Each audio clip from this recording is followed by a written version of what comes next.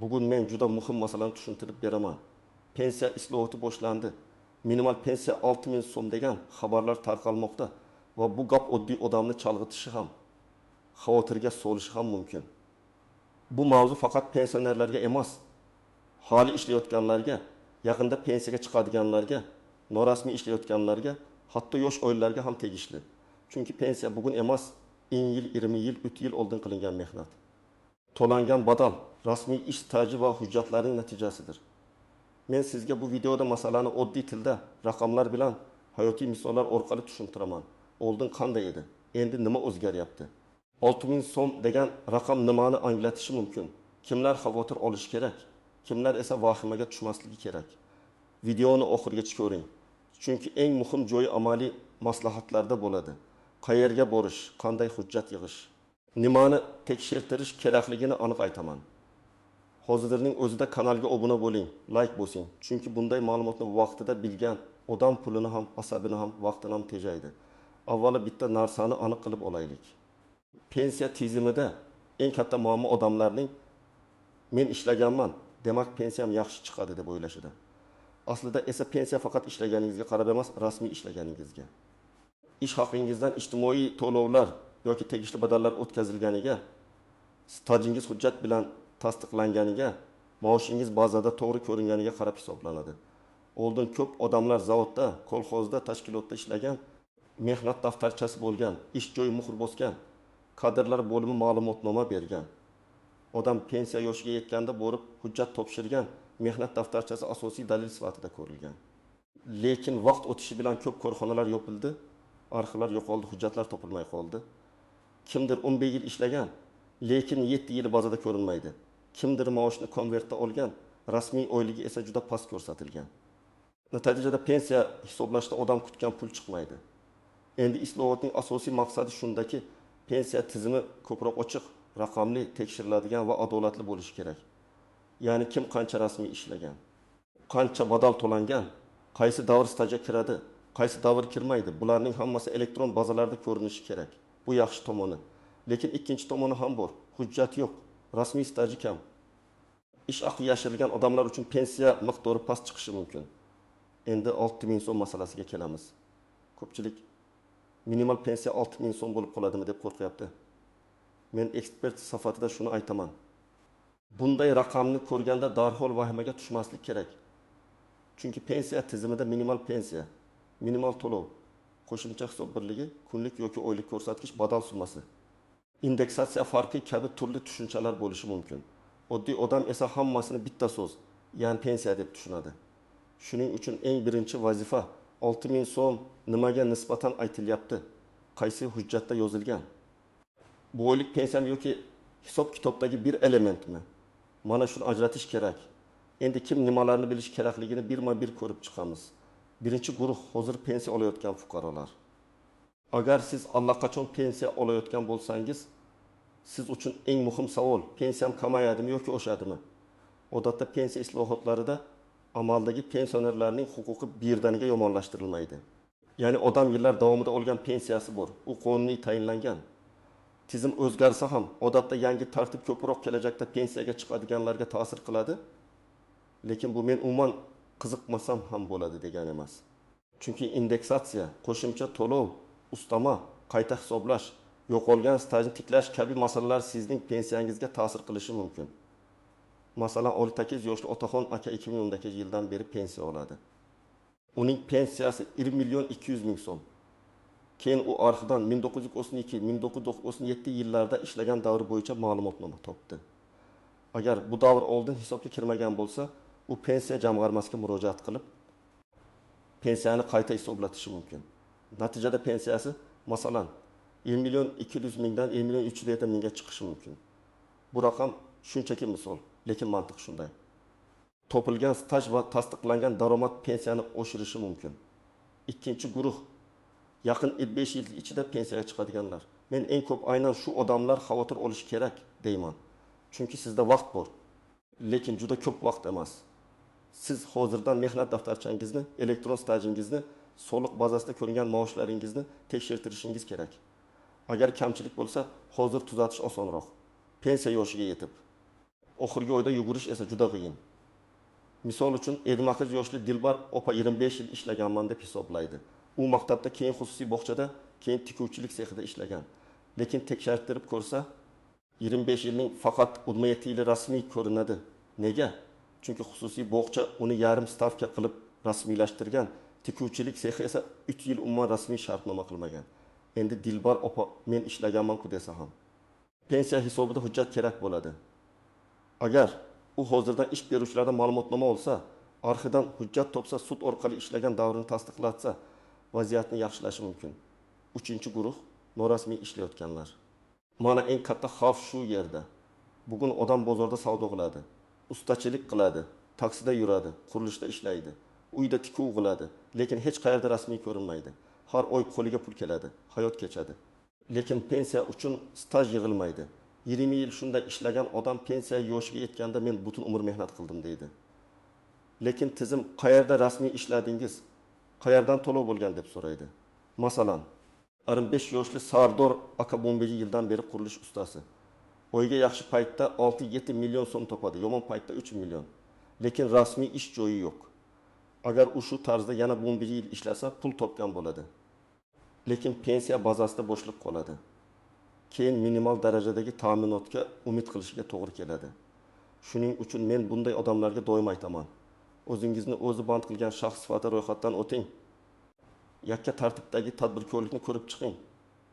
Rasmiy shartnoma bilan ishlang. Eng asosiysi pensiya uchun kerakli to'lovlar va staj masalasini bugundan hal qiling. 4-guruh chet elda ishlayotganlar. Juda ko'p yurtdoshlarimiz Rossiya, Qozog'iston, Turkiya, Koreya yoki boshqa davlatlarda ishlaydi. Ular pul yuboradi, uy quradi, farzand o'qitadi. Lekin O'zbekistondagi pensiya staji bo'yicha savol ochiq qoladi. Agar siz chet elda rasmiy ishlasangiz, ayrim holatlarda davlatlararo kelishuvlar, ijtimoiy sug'urta tartiblari, to'lovlar orqali bu davrni hisobga olish imkoniyatlari bo'lishi mumkin. Lekin chet elda ishladim degan gapning o'zi yetarli emas. Shartnoma, ish haqi, soliq yoki sug'urta to'lovlari, ish beruvchi ma'lumotnomasi bo'lishi kerak. 5-guruh ayollar, ayniqsa bola parvarishi bilan uyda o'tirganlar. Bu juda nozik masala. Ayol 3 farzand tarbiyalagan uyda bo'lgan, erining ro'zg'orini ushlab turgan, lekin rasmiy ishlamagan bo'lishi mumkin. Qonunchilikda ayrim bola parvarishi davrlari stajga kiritilishi mumkin. Lekin bu ham cheksiz emas va aniq tartibga bog'liq. Shuning uchun ayollar o'z stajini alohida tekshirtirishi kerak. Tug'ilganlik guvohnomalari, nikoh hujjatlari, ishga kirish-chiqish buyruqlari. Dekret davri bo'yicha ma'lumotnomalar juda muhim. Endi raqamli misol qilaylik. Tasavvur qiling, 2 kishi bor, Akmal aka va Bahrom aka. Ikkalasi ham oltin yoshga yetdi. Akmal aka 30 yil rasmiy ishlagan. Oyligi ko'p yillar davomida rasmiy ko'rsatilgan. Ish beruvchi to'lovlarni vaqtida qilgan.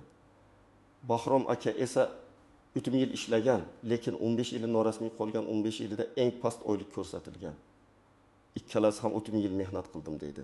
Lekin pensiya hisobida Akmal akaning ko'rsatkichi ancha yaxshi bo'ladi, Bahrom akaniki esa past chiqishi mumkin. Mana islohotning og'riqli tomoni shu, tizim og'zaki gapga emas, rasmiy izga qaraydi.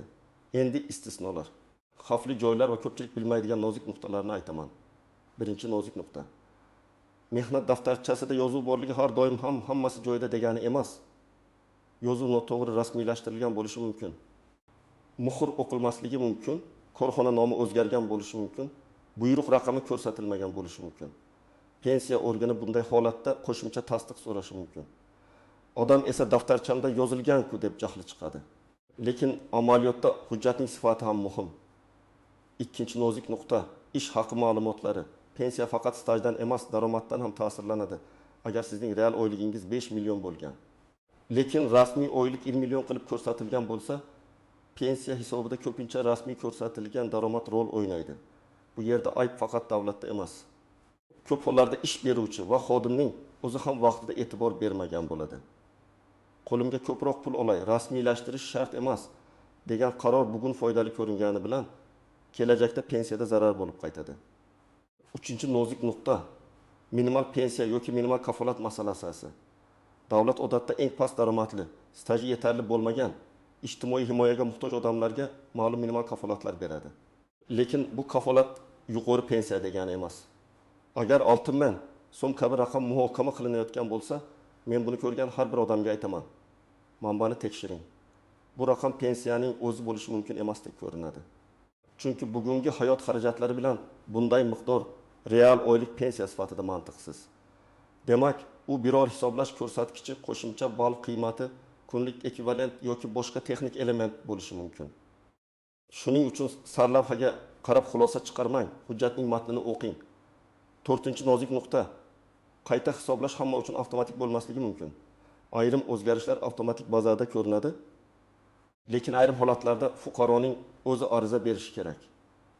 Masalan, siz qo'shimcha staj topdingiz, familiyangiz o'zgargan hujjatni uladingiz, arxiv ma'lumotnomasi oldingiz, buni shunchaki uyda saqlab qo'ysangiz, pensiya o'z-o'zidan oshib qolmaydi. Pensiya jamg'armasiga yoki davlat xizmatlari orqali murojaat qilish kerak bo'ladi. 5-nozik nuqta. Qarzdorlik va noto'g'ri to'lovlar. Ba'zida odamga ortiqcha pensiya to'langan bo'lishi mumkin.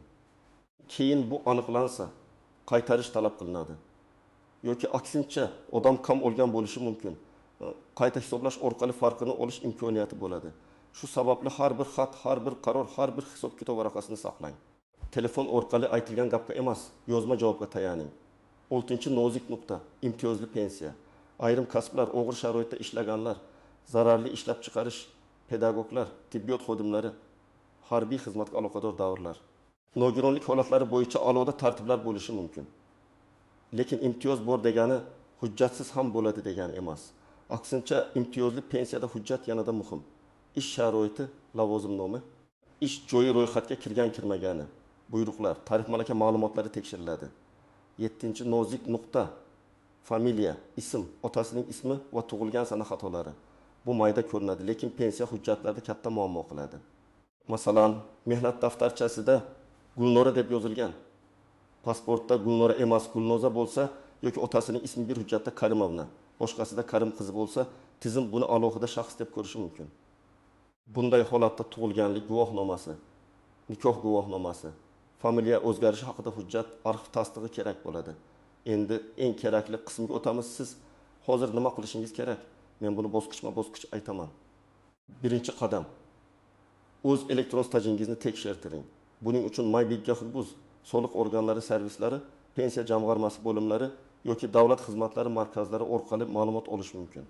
Agar internetdan foydalanishni bilmasangiz, farzandingizdan, yaqin qarindoshingizdan yordam so'rang. Muhimi, men taxminan bilaman demang, aniq ko'ring. 2-qadam, mehnat daftarchangizni ko'zdan kechiring. Unda ishga kirgan va ishdan chiqqan sanalar bormi? Buyruq raqamlari yozilganmi? Muhrlar bormi? Korxona nomlari aniqmi? Tuzatishlar bor yo'qligini tekshiring. Agar biror joyi tushunarsiz bo'lsa, o'sha korxona hali ishlayotgan bo'lsa, kadrlar bo'limiga boring. Korxona yopilgan bo'lsa, tuman yoki viloyat arxiviga murojaat qiling. 3-qadam, ish haqi ma'lumotlarini yig'ing. Ayniqsa eski yillarda yaxshi maosh olgan bo'lsangiz, buni tasdiqlovchi hujjat muhim bo'lishi mumkin. Ma'lumotnomada tashkilot nomi, davr, lavozim, hisoblangan ish haqi, imzo, muhr berilgan sana bo'lishi kerak. Noto'g'ri yoki noaniq ma'lumotma keyin qaytarilishi mumkin. 4-qadam. Norasmiy ishlayotgan bo'lsangiz, bugundan rasmiylashtirish yo'lini toping.